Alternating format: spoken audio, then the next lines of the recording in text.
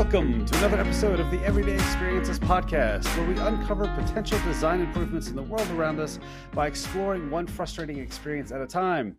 I'm your host and chief observer, Geoff Wilson, based out of Auckland, and joining me today is Guy Thompson, a Kiwi based in Melbourne. How's your day, Guy? Very good, Geoff. Thank you. I'm still working from home in Melbourne.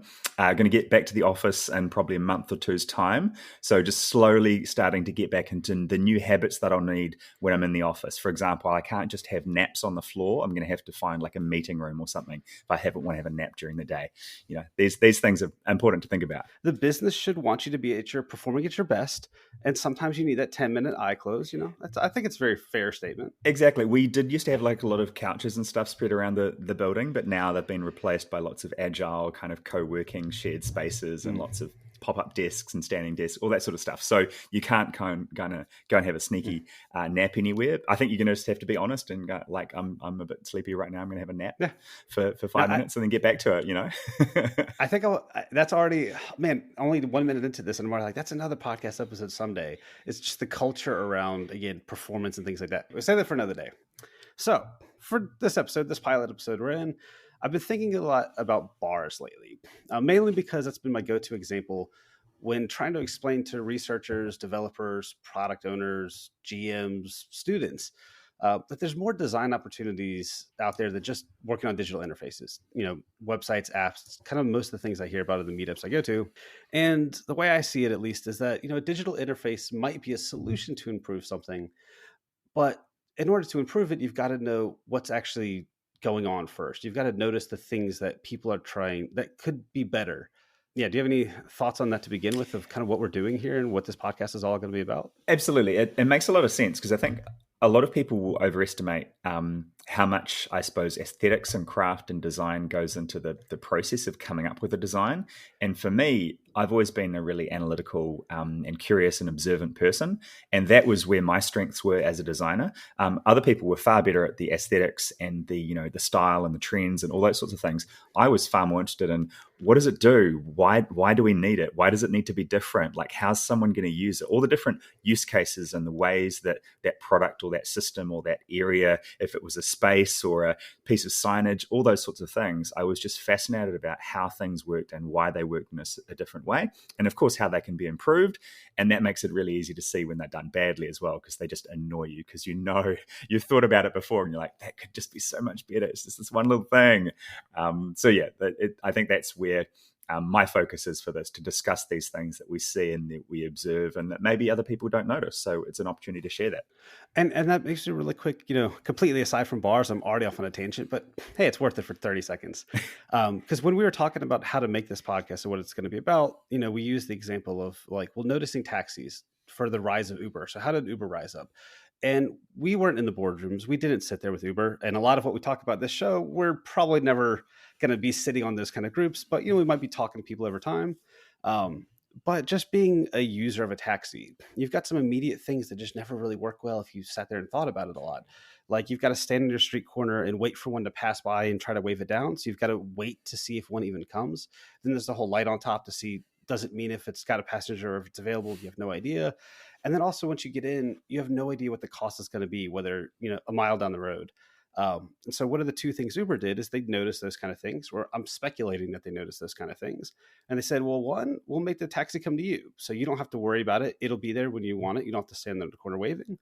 And, you know, we'll tell you a price estimation up front. And so already two of what might have been the biggest pain points that might have stopped people from, you know, or that convinced people to stop using taxis might have been right there. Or at least that's how I see it. Again, all speculation, but it's that kind of mindset that really drove this kind of conversation, right? And I've got a small tangent for you there as well, which is something around, I suppose, the evolution of where something comes from as well. Because a digital product, the use case for that can change and pivot very, very quickly depending on what users actually need. And my understanding is that, you know, Uber and Lyft really started out as ride sharing, that people in Silicon Valley were paying really high rent. Those who were driving to work and maybe had a free car park were like, I wonder if I can pick up someone on the way and they can pay me a few dollars on that. And that makes it more affordable for me to own a car in the city and takes advantage of the fact they've got free parking. That was the use case initially for, you know, a few hundred users. And then it kind of evolved into an entire business. I'm sure when they were starting out and hacking away and trying to build a piece of software, they didn't think they could have a worldwide urban transportation network with people just logging on and dropping people off. So I think often we'll look at something when it's really big and it impacts lots of people. And sometimes that's not how the thing starts. And I feel like sometimes there's embedded, not flaws, but oversights that are still inside the design of something that kind of go with it for a long time, especially if it's a physical thing in the real world. But often with the digital product, those things can get removed and moved around very quickly. The user interface can change, but the user interface for a door handle or a shopping trolley, that's fixed. That's only going to change every 10 years or so. So very different kind of things. This is how the show's going to go. It's going to be a bunch of tangents, or the way I like to call them, linear tangents, because they're all related. So anyway, do you have anything particularly great or frustrating to start us out on just bars, like the experience of going to a bar? I think the thing that I've noticed about going to bars for a long period of time is that every bar has a completely different approach to the sorts of drinks that they serve, the kind of food that's available, whether or not what you're ordering is off like a special menu or the standard kind of fare. And for some people, they know exactly what they want when they turn up, and other people, they just want to kind of just have surprise me. I want to try something new this time. And it's difficult to design all of that into what a bar has to offer, if it's in the signage or a menu or any of the labeling system that they use in the bar. And depending on how busy it is, it's difficult to ask them for help or advice or tips on what you'd like to get. One thing that I've noticed happening now is that as we've come out of the pandemic, Melbourne is sort of open for business, but the restaurants have had to adapt really quickly so that when you go into a bar, you scan in with a QR code on the table.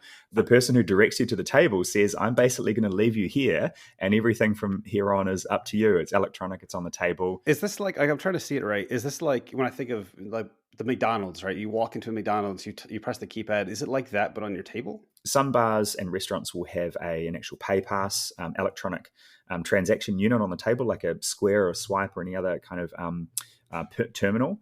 Others will just have a QR code, and then everything else happens inside your phone. So the payment screen, Apple Pay, entering your credit card information, the browser that's got the menu that's available, the specials, all that sort of stuff will all happen on your phone. So the advantage is that you are carrying your own digital signage system with you into the bar and restaurant, and you sit down and you navigate it yourself and you do it. And because of that, that's kind of one of those things that like you said, drives behavior. So for me, like tomorrow night, I'm going to pub quiz tomorrow night at the Lumsden, my favorite bar in Auckland, or one of my favorites, at least for pub quiz.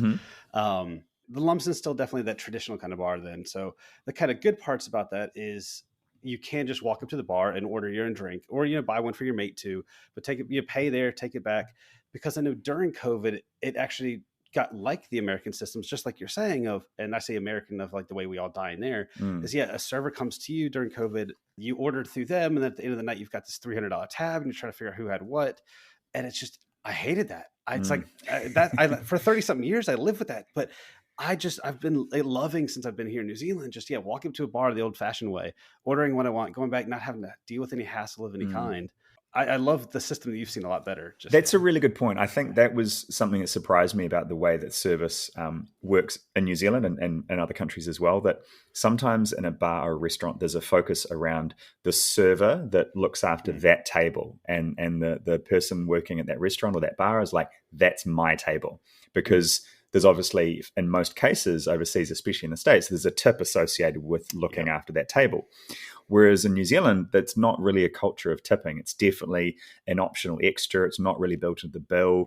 And if you get presented with the option to tip at the end of the night, either on the written receipt or on the electronic terminal, you don't really know where that tip is going. You kind of go, I think my serving person is over there. Are they going to get the extra $10 or whatever? Somebody cooks the drinks. Somebody you've never seen before that comes up the last minute. It's just, it's all over. It's totally fragmented. So the idea of like saying check please, and they come back and that's the person that you pay, that's all kind of completely changed and gone out the windows now as well. So it'll be interesting to see what happens. I think it'll change a lot slower in the States. That's definitely something that's really ingrained into the culture there. So it'd be interesting to see and travel again and see how it's different. To anybody back home listening to this, not having to tip or having it all included basically because your servers actually get well paid is a great thing. Having the tax already, You know let's put a really short caveat in there that the minimum wage in each of the states and each of the countries we're talking in is vastly different as well. So that's one of the things that's built into a tipping culture. So not to pick on anyone or pick anything out, but hey, we'll try not to be too politically correct. Burn bridges right from the start. So let's say it is the old classic way. Like tomorrow, I don't have the fancy digital stuff yet. You walk up to a bar, depending on what the bar is like, you've got to get the server's attention or the bartender's attention. And that right there, it's that first moment to me. And maybe it's the moments of truth. Maybe, you know, we talk about that a lot in customer experience design and journey maps and stuff, is what are those moments of truth? And what are those things that could make or break that relationship, that experience? And in this case, that might be one of those first points of how do you get their attention? Because you could have multiple types of bar. You could have a cocktail bar where it's, you know, very slow, very fancy. You don't really need to worry about a line. Or you could have a sports bar with 20-something people. And, you know, already right there, I don't have the solution for it. And that's what I hope people listening to this will come up with. But just that idea of, you know, trying to like, are you waving cash? Are you waving your hand? Are you trying to give the eye to that server? Like, hey, come see me next. Are you... I'm not going to go into clothing choices and things like that, but there's other ways you could try to convince people. Yeah, to get people's attention. I think it's a fantastic, it's a fascinating comparison there around the fact that if you are in a quick service or a fast food restaurant, speed is everything. So you need to know exactly where to stand in order to place your order. And if you're not at the front of that particular queue or standing in that spot, people are basically going to ignore you because that's where you have to stand to get served. Whereas I find in a normal bar environment, it's a much more casual sort of thing, and there's a little awkward dance you have to do as to where am I supposed to stand, and when it's really busy, you know, trying to work your way through a crowd and trying to be strategic. And I think that's a fascinating thing that's changed now. You think of going into a bar when it's really busy and it was like 3 people deep and you're trying to squeeze through and kind of time it so you can like nip through and then get to the front and then still try and get someone's attention. Now, like, I think people are naturally still going to be conscious about social distancing. And as soon as you accidentally bump shoulders with someone, you know, are you too close? And then, just that whole thing of like, we got to stay in line. So it's like, you know, it's kind of like I'm trying to relate it to other things. Like, where else do we have queues and how have they solved it? And it's like something like, you know, a butcher, right? Maybe it's just pure speculation. It's like, well, what if that would work of a ticketing system where you're just like, oh, take your ticket. But then if you're serving people quickly, it's not really a thing. It doesn't really add any extra value. It just makes that, I mean, and that adds its own complexities of paperwork and tickets and counters and rings and bells and all that. It would break down immediately in a bar setting. So good. Already declined one idea there. It's weird, like, because I've done that before and going into a deli and not realizing that they had like a paper ticketing number system and kind of standing kind of like attempting to get someone's attention, and they didn't even point and say there's a ticket thing. I just eventually realized that 5 other people had taken tickets, and I'm like, well, I guess I'll take one. And then my number's like 33 and someone says it's like 79 for the number, and I'm like, are the numbers even in order? And like it's 5 different rows of numbers. And I'm like, I don't even know if the system works. It's a mess. So things not to do at a bar. We've already solved one thing right there. Okay, not have that. And it's that point of design, right? Where it's like, don't just implement the first idea that comes to your head, because it's not always a great idea. It's thinking, and like we just went into there's the numbers, there's where's the paper come from, who loads the paper, who's reading it out. All of those things need to be considered before you just jump to your first. Yes, you could be agile. Yes, you could be, you know, iterative and stuff, but still give your time to ideate a little bit. And we'll leave that for another podcast to follow this one. That's my hope, is that people listen to this and go, oh, cool. There's an idea, like standing in line. How do we make that better? I don't have the solution. Maybe you do. One thing that you said that kind of made me think about it was, you know, you mentioned speed to serve. Well, what is your target metric here? Like, what is the outcome you as a business want? Are you trying to just do quantity? So just total number of sales. And in that case, you know, you don't really care who you're serving, who you're picking. If one person's been waiting at the end of the bar for 5 minutes for a drink, but you keep serving another, they might not care, because as long as drinks are being poured and dollars are being rung up, that's fine. Whereas if you are like at a fancier, slower, you know, better looking cocktail bar, for example, or just a crafty place, whatever, you want that retention, you want that, you know, that service, the people, that brand. And so if you were just ignoring people left and right, people might not come back, and it might really hurt that reputation. Sports bars people might just go to just because the game's on. That's a really good point. And of course, I haven't been a bartender before, but so I don't really understand the pressures and the hustle that you have to do it. but I was always expecting a little bit more engagement with other people in the crowd. But I can understand that if I'm working behind the bar, as soon as I give one person eye contact to say, hey, how's it going? I'm going to kind of annoy them that they think they're about to get served. So I basically have to keep making drinks, looking at nobody until I've served the person I'm working with. And then I can kind of awkwardly go, that's my next person. It's tricky to try and get people to wait patiently and say, hey, yeah, I'll be with you in a second. How's it going? How's your night? That kind of rapport I was hoping for, but often you just get the silent treatment until it was your turn. Which, I mean, that's another whole thing that I'll just briefly touch on for that, right? So the server's experience of the bartender's experience of trying to actually make a drink and fulfill somebody's order, but then another customer, because people are all different. Maybe they start barking orders at you or barking like, I want this now, because they either thought that you saw them or that maybe they're just really impatient. It's not that anybody's right or wrong. I guess society can judge that otherwise, but at least in that side, there's this new complexity for being a server now. Is you've got to also manage this cognitive memory load of like people barking things at you while you're still trying to remember, the 3 drinks that the last person ordered, and that's probably a whole thing right there. Exactly, and one of the things that I think you and I are probably going to cover a lot on this on the show is around the fact that we're talking about the transaction moment, that interaction moment where you're talking about what's the friction involved in making the transaction, understanding what's involved, how long does it take, how smoothly can it operate.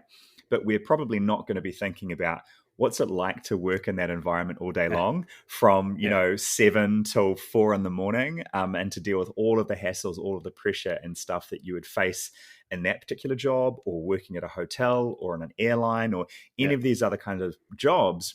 We're really just thinking of the transaction friction and the operational clarity side, that kind of the information that you need in order to make a decision as a customer, which is what we're sort of coming at it from, and definitely not thinking of like how challenging is it actually to be in the environment to deliver that service. So I definitely don't want to be mean or put anyone on the spot. These are very, very tough jobs we're talking about. But what are some of the things we can think about that could make things a little bit easier just in those moments that are quite confusing where there's a bit of a gray area? Yeah.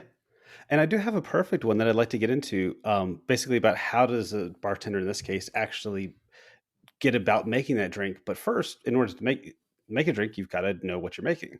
And so it goes back to the customer side of that experience. And so I'm on one side of the bar. I'm talking to you as if you're the bartender, because I feel like there's a table between us. What would you like to drink, Geoff?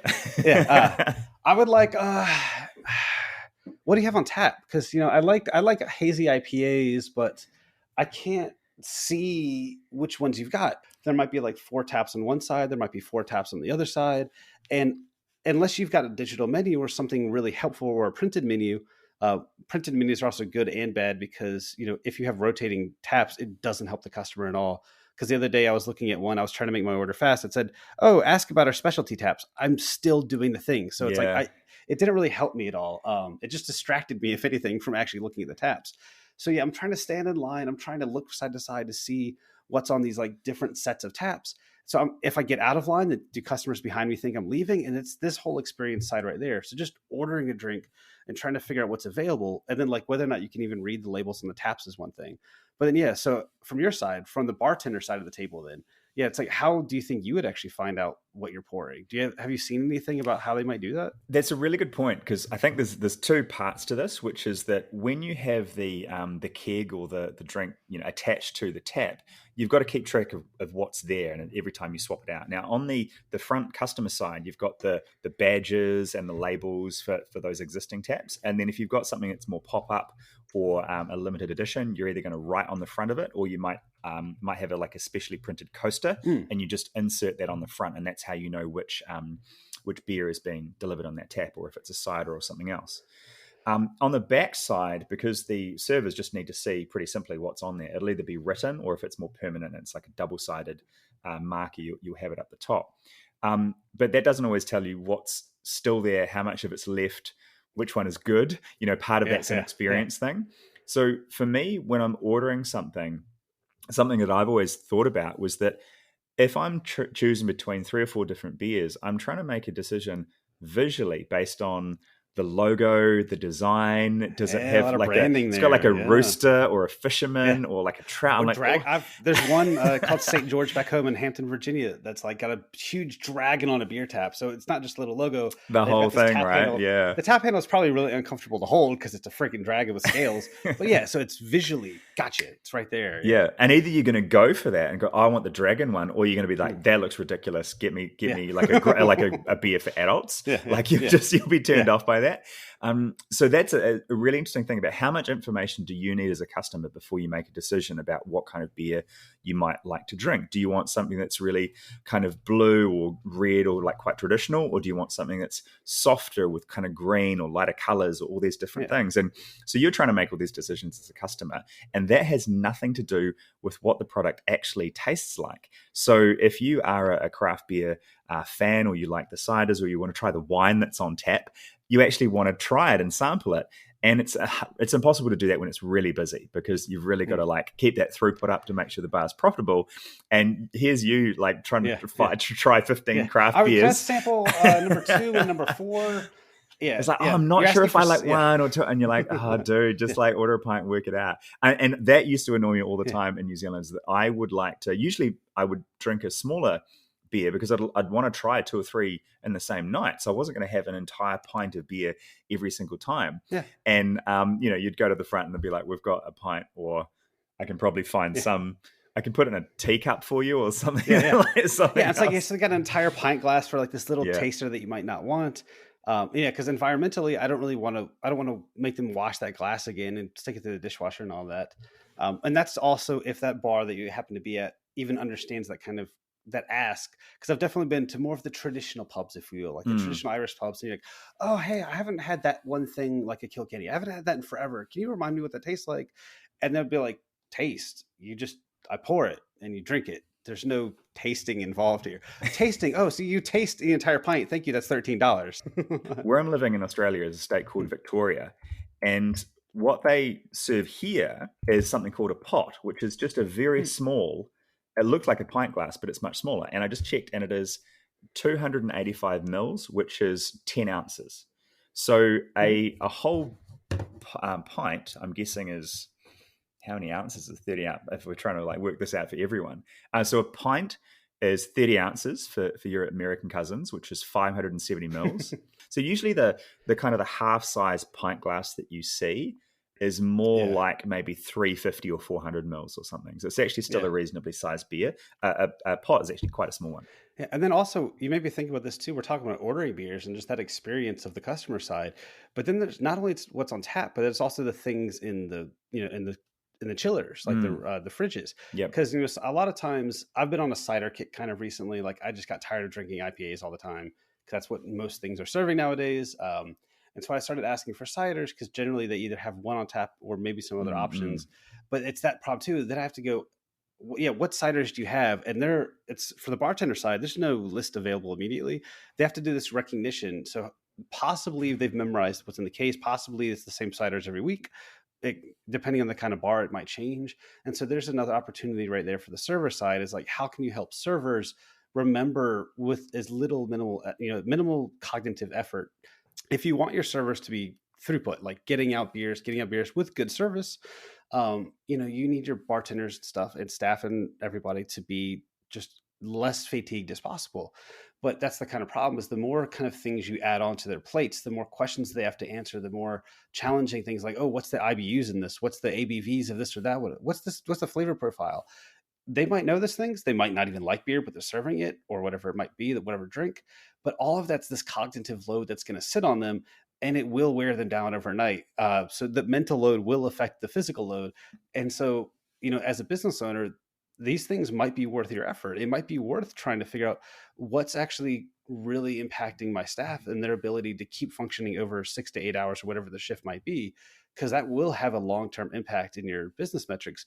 But I think people often, at least I assume people don't often think that few steps ahead. It's just like, how many customers am I serving in an hour? Not like, what is impacting me serving more customers in an hour? This is one of the really fascinating parts about I think running small businesses, and where analytics and data, usually we think they're really useful. and helpful. But in a small business where you're just dealing with, dozens and dozens of customers inside one environment, the conditions you're dealing with every night are completely different. The staff that you have on, if you're one person down, if one person's really tired, if there's an incident and someone drops something, or even just the weather, how much people are going to come to that venue that night. Are you at capacity, or are you actually dealing with less people? Versus if you think about serving food and alcohol on a flight, you've kind of got a captive audience, and it's the same duration, and it's the same amount of seats, the same food, a few variations with the vegetarian versus whatever, but you're gonna run out of certain things at a certain speed. Whereas I feel like running a bar and a restaurant, it's a different game every single night, and that's probably part of the appeal, because it's a really exciting, dynamic, and changing environment. Every day is completely different, but of course that's exhausting as well. But you're right, making the menu really clear for the people serving, so they can remember what it is. Having a big chalkboard that's got all the prices and the descriptions on it. Printed menus, whatever, and briefing the staff before they're there on the day as well. But of course, that still comes down to the passion of the individual person. Do they want to remember these things? Are they into beer? Do they want to explain it, or are they just like, we've got two draft beers and an IPA, and I think there's a cider. Like, which one do you want? Which is like that's 2 a.m. where I don't care. I just got to serve you something, and we're going to get at it. And so think about those things that still might wear them down, because I like that train of thought, and I think it'll be a common thread with this stuff. So you've ordered a beer now, and now the bartender's trying to get that thing fulfilled, and we talked about glasses a little. So this is where I start reflecting on my uni days of industrial and systems engineering. That's what I finished with, at least. There's a long story. I'll probably go over multiple podcasts later there, but we studied like warehouses and factories. And so looking at Toyota, for example, because a lot of people have, and how they've tracked one bolt from manufacturing all the way down to the door or the wheel or whatever it's in the car. And there's all of these processes and systems and checks and status things and all this stuff that goes on. And so trying to think of that from the bartender side, because why not? This is where I see, a lot of people talk about this stuff in the digital world or other industries, but I see this world around us as having so many ways we could use these same design methodologies and research methodologies, product design, product management, project management, all of these kind of things, and noticing what could be changed in just the everyday. So in this case, for a bartender, it's okay. Customers ask me for this thing. I have to remember where it is. I have to remember where the appropriate glass is, because depending on if you are a crafty place, you might have different style glasses for different style beers. So you've got to go find those. You've got to maybe find ice if it's a cocktail or something. And so what is that path? And so, it's my challenge to the audience is next time you go order something like that, just try to count how many different touch points that server has to go through, how many different counters, who are they bumping into along the way? Because think there's probably, depending on the bar you're at, there might be multiple people. So now you're trying to squeeze in around each other. Maybe you're trying to pour, but the dishwasher is right below you. So somebody else needs a glass of the dishwasher. So you've got to stand back and get it. And there's all of these things that I actually don't have all of the observations on me, but is there any stories that have stood out to you in that sense, or common things? Yeah, there's an interesting point there. There's a couple of parts to that I was thinking about while you were talking, is that for me, when we're talking about design challenges and improving systems and the things that we notice, you've got the customer experience, you've also got the staff experience. And not only those are two sides that are really important to work out how can you get more throughput in that business. Do you need an improved customer experience so that they can order quicker and they're happier and they keep coming back? Or do you need an improved staff experience so they can actually deliver and transact with the customers faster? Or do you need to design the entire system of the service design so that the entire thing works better? And of course, you can have an idealistic process where it all works perfectly on this day, but you're dealing with humans inside a system. Yeah. So it's not just a machine. It's not just, if you observe the factory, everything keeps moving. You've still got people to sort of turn up on the day. And then you might have a customer who doesn't know what they want, a customer who's really loud and abusive. You might have a staff member who's just not really that interested at that particular moment. They're just tired and they just want a bit of a break. And I remember a couple of years ago, getting a cocktail when it was really, really busy. And I remember after it arrived, 7 or 8 minutes later, I said, "Oh my God, I'm so sorry. It took ages. I didn't want to take up that much time." And the person behind the bar said, actually, it was totally fine. I really wanted a break. So if you want to order another one, just let me know and I'll take another 8 or 9 minutes to make it. And I was like, yeah, fair enough. It's the middle of the night and it's just absolutely heaving. If someone orders like 1 or 2 really complicated cocktails, you got to go away and find the ingredients and find that weird spoon that you need. And where's the thing, the like wooden thing? Like you've just got to have all those parts ready to make the drinks really quickly. And if you've just been pulling pints and grabbing wine out of the fridge all night, and then you've got to stop and go, where's the blender? Have I got a grapefruit?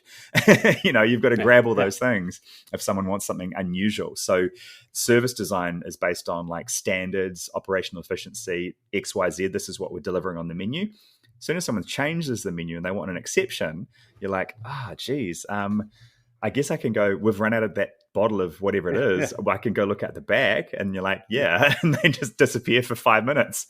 And how do you train them as a business manager to go, oh, well, we are out of vodka, but have you tried a gin martini instead? Like, let me tell you the benefits of this thing.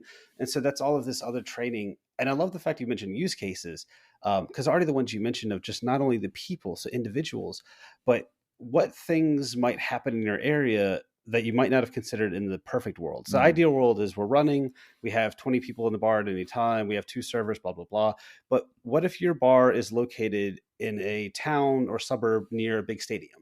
Well, once every month or so, there might be this massive event. You've got thousands of people coming by.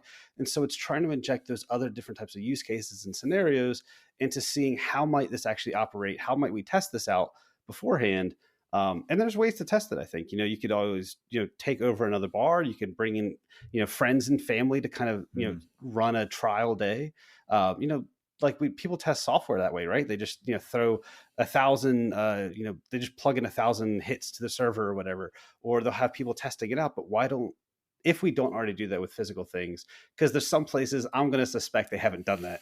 And that's a lot of what this podcast is going to be. I can tell when they're like, you guys did never test this out for like real world situations. Yeah. And that's a really difficult thing to build in, right? It's like, how much time can you spend stress testing your bar or your restaurant when you really just want to be up and running and actually operating? And of course, we know that anytime a small business has got staff that leave, or you need to promote someone into a position of responsibility, you got someone on holiday, these are people you're dealing with. So, and just like you said, if you've got an event or something strange that happens seasonally, it's really difficult to manage. But I think part of that appeal is that it's different every day. It is like having a party in this venue every day. And as a host, you want to come up with something that works really well for the people that you're inviting to the bar every day. It's part of the brand.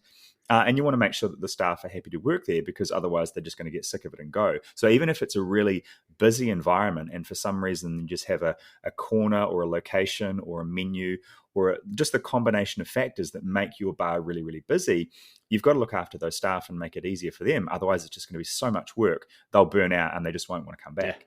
So that's that balance between being really busy, being really popular, having a queue out the door around the corner. But, as soon as your team says, we can't do this for like 7 or 8 hours straight, it's just crazy. Like a concert for 8 hours, it would just be too much. Yeah. You've got to kind of have these ebbs and flows so that you can manage things, and you got to replenish all of that stock. You got to put everything back in the bar, attach the keg, grab some more ice, slice some lemons. That's part of all the ups and downs that happens. Very organic process. And I mean, that's, again, I think we won't dive into that aspect, but that's the essence of service design that you've just noted on there. It's not just that transaction with the customer, but it's all of the things that help that bartender do that thing. And this led me also to thinking about customer metrics for a second here. And the fact of, it's not just the quantity served from the business side, but, it is that customer experience. And so it's that question to everybody, how are you measuring that? And so I think of, well, what are ways off the top of my head that businesses could actually measure that customer experience? And I'm not going to get into the methods, like whether it's surveys or not, but there's things you could potentially look into, like what is the satisfaction of the service? Do they feel like it was delivered in a timely way? Did they feel hassled at all? Did they feel anxious about like the whole crowd, people standing around? Just generally asking, is there anything that could have been better? And a lot of that's just watching people for one, and seeing what they're doing, noticing twitches, noticing like nervousness, noticing actions and loud voices. And it takes that of being actually in that bar to observe it. And tomorrow again, I'm going to go do my research based on this. I'll go to the bar, and when I'm standing in line, I'll notice what I'm doing. I'll notice what other people are doing. And I hope you will as well next time. I'm not quite done yet, but any thoughts on that first, on metrics like customer wise too? Yeah, I think that's a really interesting point, because I feel like that's the sort of thing that you get through that rapport connection with customers in the environment, that you're spending time at the bar that you enjoy going to, and you enjoy going there because you've just sort of picked it, and you know that you have a nice time there. But you'll notice every time that people come and go that they're completely different. You're not necessarily seeing these regulars. So I'm always fascinated as to why did people decide to come to this bar? Was it just convenience? It's foot traffic, looked great from the outside, they saw it online, their friends had suggested for them to come there. What's their route to purchase? How did they discover this product or this service? And then what's their experience when they're using it? That's the sort of feedback that you get from the staff behind the bar. And also if the manager is sort of hovering and chatting to people and seeing how they're going. The metric you want is that people keep coming back tomorrow and again and again and again, whether or not they're exactly the same people who keep coming back all the time and you recognize them as regulars, or if they're completely random people. The idea is if you can maintain good standards for the quality of the product they're delivering and the experience that people have, hopefully that will work and you'll still actually have a good business. And I think right before we wrap this up, this kind of topic, there is one other aspect I think it's always crucial when we talk about these things. It's the true end-to-end journey of this. And so we've been talking about bars. We've spent a whole lot of time about the ordering and up to the point of getting your drink. And I think a lot of businesses and teams and stuff stop short at that point. So again, physical or digital, it's like, oh, cool, the customer got what they wanted. But that's not really the end of it, because there's still the after effect. Okay, they've got their drink, the transaction's officially over, right? They've paid for it, the card's read, all of that kind of stuff. But there's still things that happen. Notably, well, what happens while they're drinking it? And I won't get into a lot of details, but do they need beer mats on the table? What if they spill the things, and how's it going to be cleaned up? So kind of thinking about the use cases of that, right? Oh, they make a spill. It's not what they wanted. Can they complain or not? But I think the last one I really wanted to touch on was like the cleanup. So when they're done, do they know what to do with it? Because every bar is different. A lot of them you might just leave it on your table and they might have a server to come by. Some bars might encourage you to go leave it at the bar themselves, like take your glass up. I think it really depends. And I think customers might get a vibe when they're there of kind of like scanning what other tables are doing. At least I know that's what I've done sometimes. But it's also that use case of like thinking beyond just the transaction. So as a business owner and anybody else, noting, I need to make sure people are cleaning this up, but where are customers dropping these glasses off? Are they stacking them up all along the bar? So when people try to go to the bar to order, is there just mounds of glasses in front of them? Because we didn't plan on who's going to be cleaning that stuff up. It's that true end-to-end aspect of this. Any final thoughts on that? That's a really good point, because I think what we're trying to get at a little bit here is around the idea of in a digital business environment, if you like, managing a digital business, a lot of what you do is look at analytics, you look at performance, you look at speed, because you don't have to replenish anything because it's a digital system. Someone's coming and using it and accessing a digital system, buying a product online.